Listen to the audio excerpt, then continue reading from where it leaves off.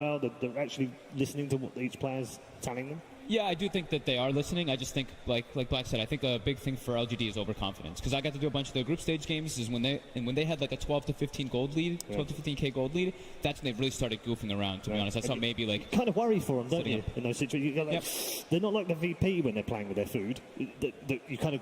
It's an inevitability they're going to win the game, right? It looks like a little bit more of the individual play. It does. It makes you worry a little bit for them, doesn't it? Yeah. So they need to crispen that up. I do think that, they can't make those type of mistakes if they don't have this strong of a draft. Okay. Talking about that draft, I think we're going to start this game right now, so we'll get some thoughts from you in just a moment. But ladies and gentlemen, let's get into it. Game number 2. PSG LGD versus Virtus Pro. LGD's turn Game 2. Okay then, game number 2, all on the line for Virtus Pro. They want to stay in this upper bracket. They want to face Team Liquid in the next round. Well, they'd like to play someone else, I'm sure, but they have to play Liquid if they want to go through to the semi-finals of the upper bracket. It does guarantee, the winner of this series is guaranteed a top 6 finish at the International. And LGD, PSG LGD, are just one game away from doing that as we get into our second draft of this quarterfinal. The chat was already coming out in my ears. Of course. I love it. That was Pasha. Pasha or Roger, they usually do it in 2. And the fact that we know exactly what it's fantastic. Here we go then. Into the draft of the early bans. I think we can. I don't think those ones at the bottom are actually bad. No, I think you can ignore the bottom 2 on the right hand side of the screen. That's legacy draft from the last one, so you can ignore those. So Tiny gets banned by VP this time, and Venge and Mirana are still left, so is the Drow Ranger. They valued Tiny really highly then. They first picked it, and now they banned it. I think maybe it was that, here there's a Weaver picked. I think LGD's Tiny is really, really good. I think Somnus and Chalice have been beasts on the hero. So I think that might be why. They're giving them respect, and that's why they took it in the last game. Weaver first pick. I don't know how sold I am on that. They take Venge right after then, right? Yeah, they should. Makes a lot of sense. Tell you what's interesting is there's no Necro ban. And the only reason I bring that up is because Virtus Pro banned it 14 times in the group stage out of 16 games. I think they're getting more used to it. Like we saw even last game, they didn't ban it. Nope. They didn't ban it at all. It got third pick, so it seems to be lower in priority than it used to be. Teams are getting more used to versing it. There's a lot more counters that are being figured out. We saw some Shadow Demons against it. We saw some more Bench before us getting Bam was being played against it. Even Spirit Vessel. Been a bit of silencer action. We've seen some of this already. Amazing hero versus Bane. Every time he grips anyone, you just global silence, and the hero is practically useless in team fights after that. You also can't triple leap. If you get the last word on you, you pop your 1 leap, and you're silenced. You actually can't pop the further ones. It's a really obnoxious hero to play Mirana versus in most situations, and it complements really well with Weaver because you can just you skitter into the fight, you pop your global with the bugs, and that's where the minus armor starts ticking in right away. But it's honestly just silence. So like almost every hero in the game hates playing against that. The stupid curse and the last word. It's just so annoying. And I think in this tournament it actually has become like a first ban and the first pick as well. It's a very underrated aspect. You actually get the vision with the last word too. So like you're ganking this hero like in the side lane, you know they're going to play around the trees in the fog. Well, you see exactly where they're going when you get it on them. It's flying vision, right? Or is it? It's like track-ish vision. It's kind of. I think it's just like an AOE vision around it. I don't know if it's flying. I'm entirely sure you don't. Could be right. Might be. I mean, that's not too sure about that one. So they go for the Bane again though on VP, but they do open Mirana. They ban out the Drow this time. Yeah.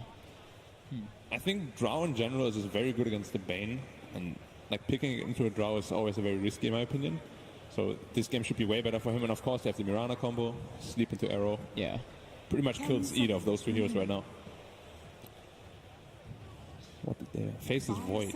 Of course the Weaver counter number 1 for me.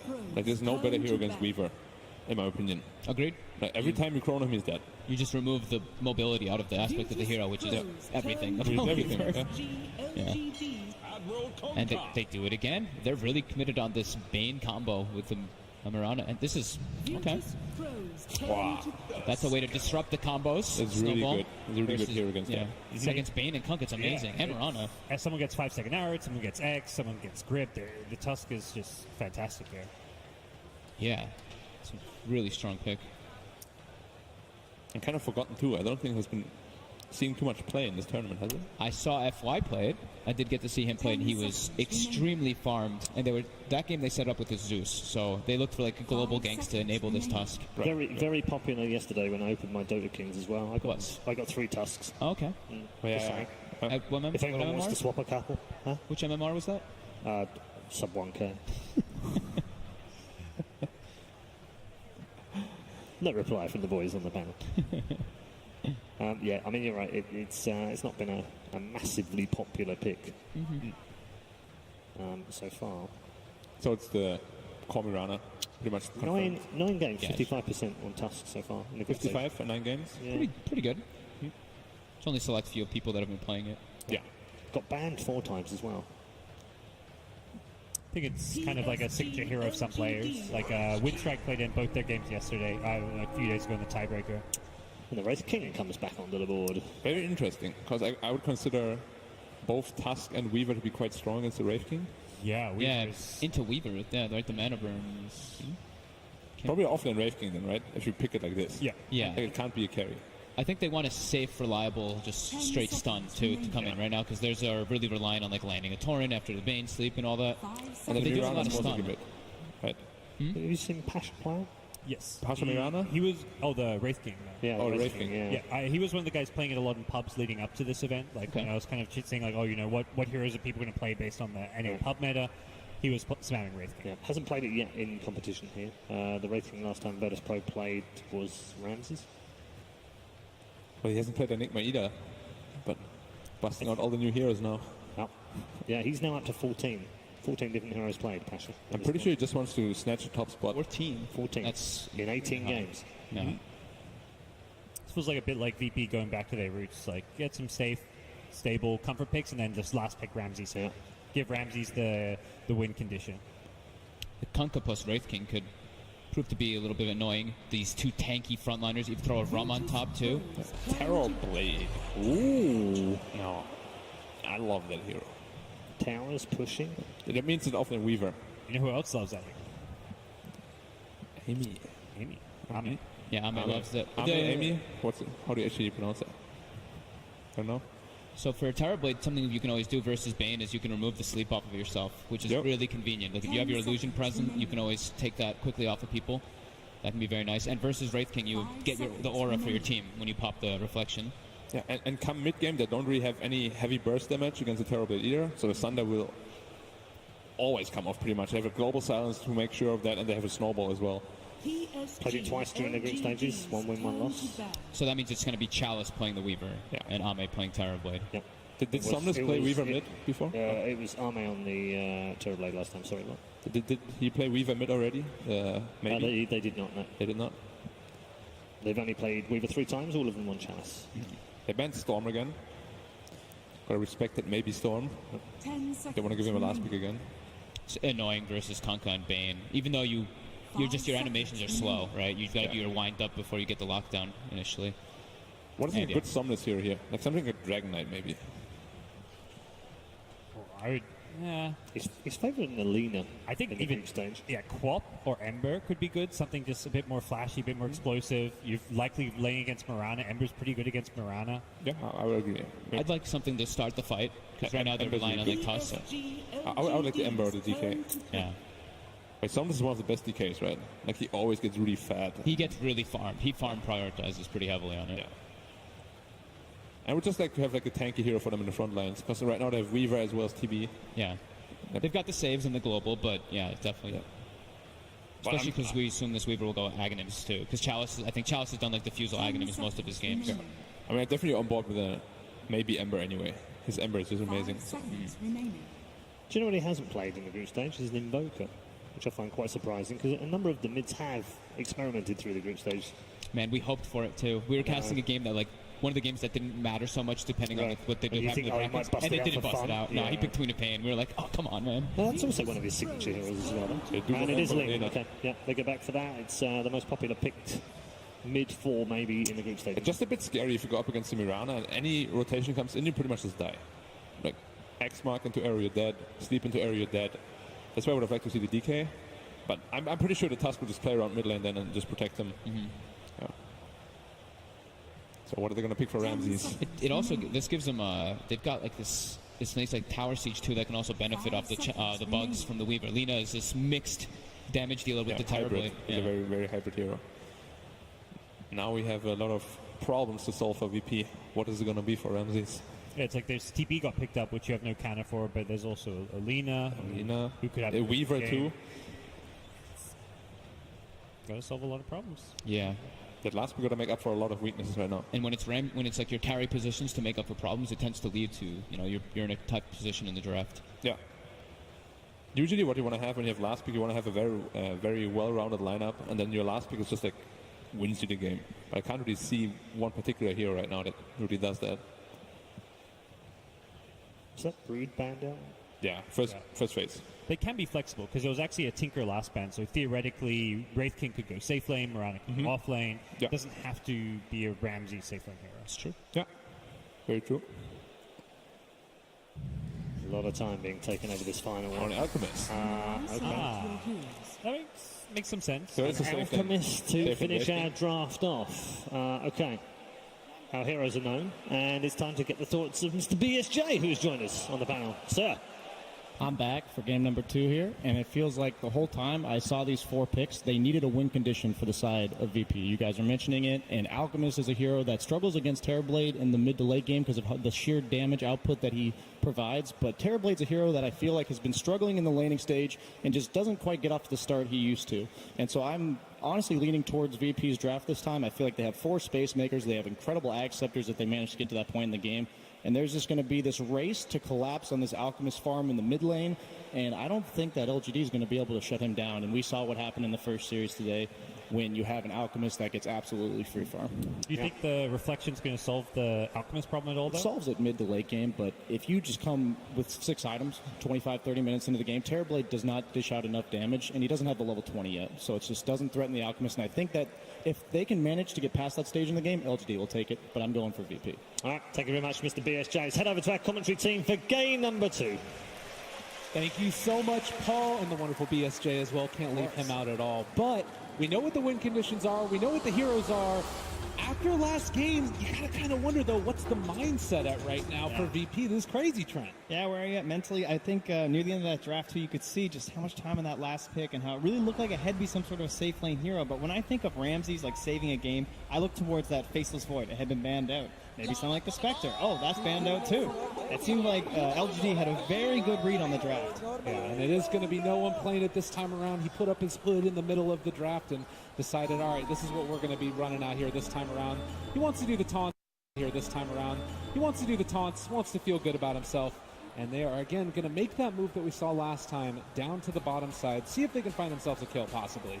Yeah, with those Ramses heroes removed, it just means he has to go back to the Wraith King. I think if you guys remember at the Super Major, I believe there was some talk to Solo about Wraith King. I was just like, when do you pick it? And never. Ooh, wait a minute, though. They found Ame right at the start, but there's a lot of bugs. There is going to be run off from the rest of his team, and all alone, the King is taken down. Well, Canela is north of the wall, but he was on the wrong side of it this time. Oh, no.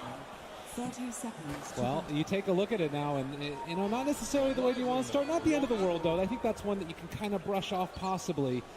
But you do have to sort of keep your eyes on the mindset, how these players are going to be playing in this one as Chalice and FY are going to make their way to the top side map.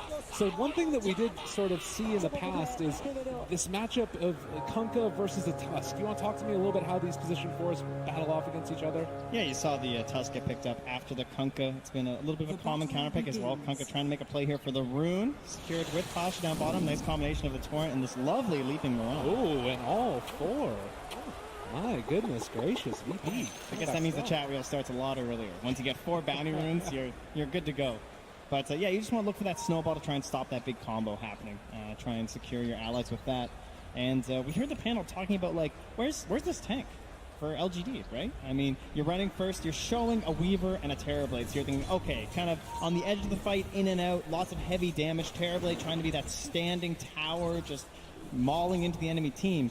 But to me, now with the Lina being picked up, that means it kind of has to become Chalice's role, where he might even build into one of these earlier, like, Dragonlance and the Aghanim Scepter, possibly. He has to be the guy that has that tank role for the team. As we see Solo TP out of that danger up in the top side. So Yeah, we'll see if he's going to be able to get into that those items that keep that Weaver that much more survivable. Roger, in the meantime, going to be doing what we've seen more and more often nowadays, pulling that creep wave back behind the tower and trying to deny out a good bit of CS. But with the silencer chasing him, he's actually forced to just take it through the river. Chalice now. It's in trouble. Yeah, He took really those bugs. And instead, the shards from FY able to keep him alive, the salve up to walk away, and now Solo not able to secure the kill onto the Tusk. Fantastic save there from FY. Chalice just really dangerous spot to be in with bugs level 1. Yeah, not the easiest for a Weaver. You really want that early Shikuchi to help secure range creeps with the heavy damage that it has, and so he'll be struggling until he hits level 2. Meanwhile, down here bottom, X-Nova on a hero that's known for a lot of early game harassment, but it does feel like the kill potential is going to be there a little bit later on for VP on this combo that they love to run. Yeah, and look how much gold and experience they're getting right now because of where they've gotten this lane.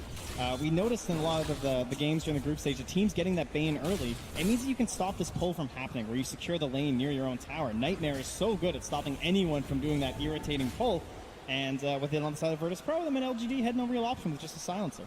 And they are instead going to be able to find the other pull, which is the pull into the off lane, secure their lane equilibrium back into their favor. Looks like Chalice is going to come over, having gotten that level 2, and just going to put the hurt to him a little bit. So yeah, things to watch There's out. definitely kill threat on Solo here. He's playing very aggressively. And the bugs are on him now. The shards, they go out. They don't last all that long, but with the Nightmare, the runaway, they're getting the body blocks in. Solo, once this Nightmare dissipates, he's going to have another round of Sakuchi, and FY saying, come and fight me.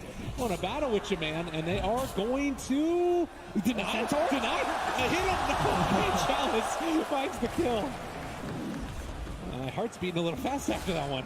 Yeah, when you're playing this Bane, you're trying to get trades going. You want to be very active in the lane versus your opponents, trying to abuse your brain sap, but clearly Solo just got a little bit too ahead of himself there. But it was a little bit of space for an unharassed Ramses to farm under the tower. As they'll try and put the zombies onto the Weaver. Doesn't really work that well with the snowball on him, and instead they're going to turn the damage back onto Ramses. The minus armor and the punches, they go out another Nightmare, but trading it over. Chalice also in the area, but the crit comes from Ramses. Get off me! Well, the crit wasn't very effective on the bug on him, but on the bug skittering around, much better. It's just one of those things with the Weaver, you know, not a ton of HP, a lot of survivability in other ways.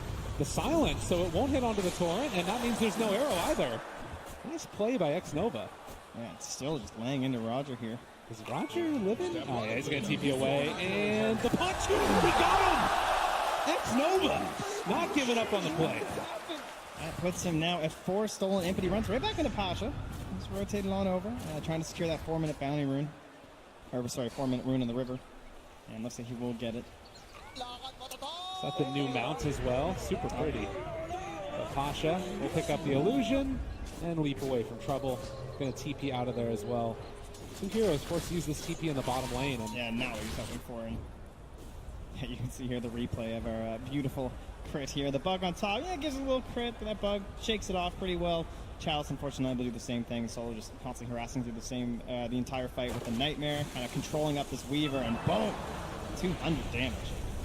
Felt pretty good about that one. Oh, look at the smile. Oh, no one in trouble here. Back in the game with the sun now going. Turning now onto Somnus. They pull the snowball in further forward. Can they get alive? No. Somnus gets the kill on no one. That's great. Yeah, excellent initiation from FY there. The way that he doesn't just go in with the snowball and use the shards at the same time. He's spacing out his spells there, waits until the concoction's being used, and then he can kind of play around that with the snowball, which is, honestly, even though the Alpha's picked after, it's a very telegraphed stun, so it can be very handy to have a Tusk on your team versus it, especially with how important it is now where you go for this Radiance, then straight into the Blink on the Alchemist to try and be active with that cooldown talent. FY on the snowball onto Solo, needs to be careful. The Fairy Fire's there. They bring in another, and this might be some more damage. The Nightmare, the punches. FY is dead. They traded over the Nightmare, actually. Now Solo able to retreat. Chalice still chasing. Somnus has Laguna Blade. This should be a very easy pickup for them, but they lost Solo. Yeah, long rotation for the Lina, though, so no one is just getting a little bit of room here to get level 6 for himself after this catapult.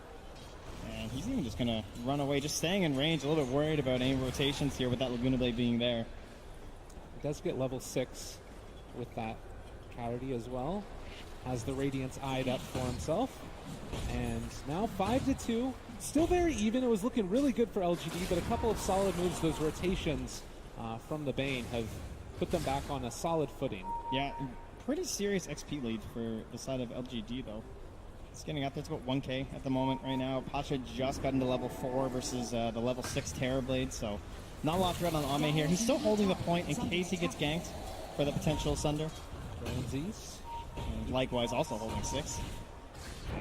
Not wanting to make that play yet. Roger's going to get ran away yet again, and the Shards block off. Nice play there from FY. Where did this guy come from? All right, apparently he didn't know he was there. The arrow from Marana, though, is going to keep Roger alive, just helping out a teammate. Good save there, but FY did get down some very deep vision. With the angle he returned back towards Roger, they might go scouting for that, but it's a pretty hidden ward. It's not in the typical deboarding area near the shrine. Late strike raid connecting there onto no one. And threatening the kill always with that huge amount of burst damage that you've got on the Lina if no one's stuck around for too long. But he's just going to head off, farm up the jungle. This is what the Alchemist wants to do, and we'll see if any heroes try to rotate to take over mid. It looks like, though, FY is going to come and contest his farm in the jungle here. This is not what an Alchemist wants, and Somnus has a haste turn as well. They spot out no one. In trouble here as he does have his stun. Laguna Blade, everything thrown out. He turns the stun back around. Ramsey shows up now, throws out the Wraithfire Blast. They have the X as well with a follow-up Torrent. This might end up being a death maybe. Skelly's finisher off there, and a bit too deep there. It's hard to judge a good Alch game right now after what we saw this morning. One of the best Alch games you're ever going to see. But even being this far ahead, about a 700 gold lead over the next highest hero, which is actually his own ally, no one's looking very good. I don't think it's quite as devastating as an Alch pick as our previous match. But Pasha, he's out of mana. Trying to leap away. FY again, just back here behind enemy lines over and over. He keeps finding, if not just annoying somebody, then finding kills. Completely owning this side of the map, and Roger just not really having the same impact right now. Sitting under a ward, just trying to help with some double stacks here for his Alchemist. Nice cute play here, but FY is going to ruin it by running up here, and that's going to secure the fact that there's definitely a ward there. Yeah. We also saw Solo for a little while farming Ancients on the Bane with the bugs on him. Their Skeleton's still sticking around. So he's getting whatever value out of the map is at all possible right here by VP. 8 minutes in, it looks like PSG LGD going to farm up the stack that was lovingly made by Virtus Pro. Solo sees the Lina, and well, the Snowball also coming in, it sounds like.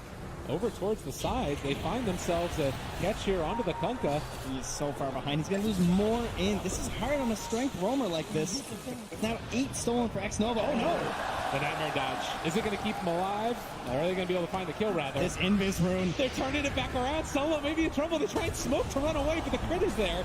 Ramsey's able to turn this one. Chaos in the jungle, as they're going to be able to find themselves Solo, and FY just trying to run away, but there is going to be an X, and it looks like they're going to be able to take down FY's Maybe, Tusk. though. Also caught at the Roche Pit trying to run. I mean, he's still getting away from them for the moment. The punches are coming. FY making a lot of space, and eventually the Snowball continuing to make sense. Are you kidding me? FY, surely not.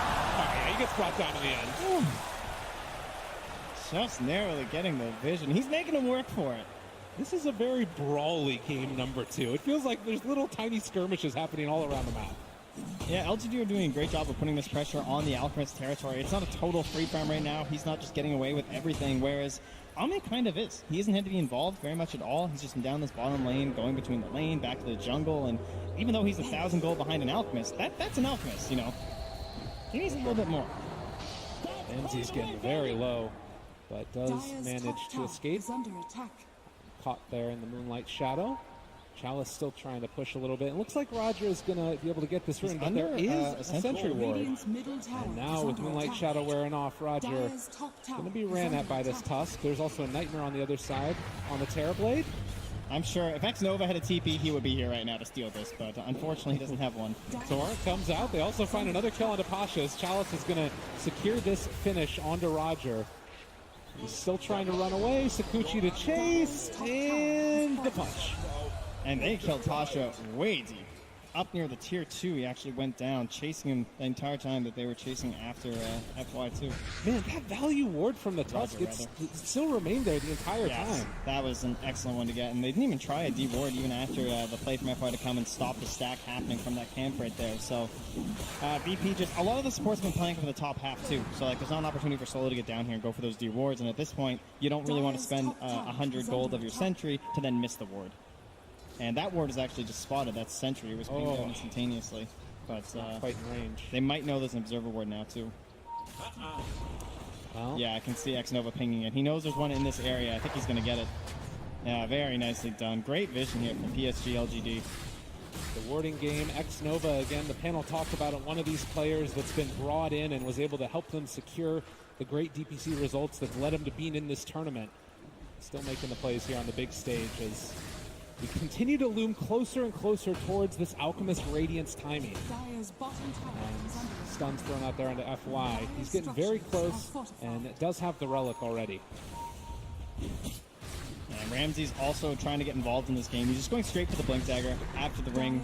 So just getting a little bit of armor on himself, and then with the Blink on him, he'll help secure a couple team fights, hopefully, for the side of Virtus.pro. At least that's what he's thinking. And then that'll allow the Blink Dagger to be constructed on no one. And at that point, it's going to be quite the force just hopping on top of this Terrorblade. Speaking of Terrorblade, him and Chalice are in the area and going to start to put the pressure onto this Tier 1 tower in the mid lane.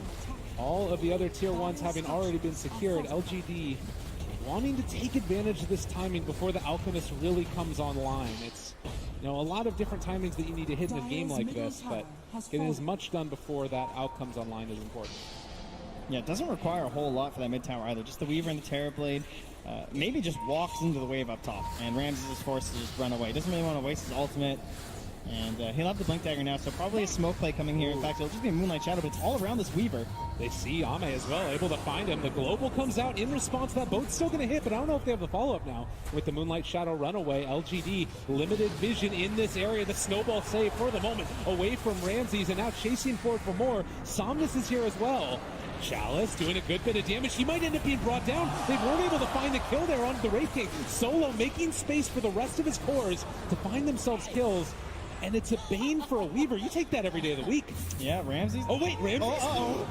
Well, that's just the ulti, but it hurts a little bit. Yeah, it doesn't feel that good. He wanted to blink in, I think, and try and get the slow going so the team could follow up, but at that point, they're just running low on everything without a boat to follow. So, yeah, in the end, great trade, and had some good vision in the area there from the Dire side, helping to secure that fight. And as you said, they spent a lot on that Terrorblade, right? You're throwing the boat, you're throwing the Fiend's Grip, but in the end, it's still made enough space for them to get the more important kill on that Weaver. And that's Chalice's role, right, where he has to kind of be this frontline and nuisance. It's a very tactical game right now from PSG LGD. They don't have this big brawler like a Dragon Knight or something. Just blink in and be targeted down. They have to play very carefully, using the Global Silence to cover for a bit, using the Weaver to try and distract and annoy, and then also using that Time Lapse for the secondary life on him and the Sunder for the secondary life on the Terrorblade. It's a lot of working parts here.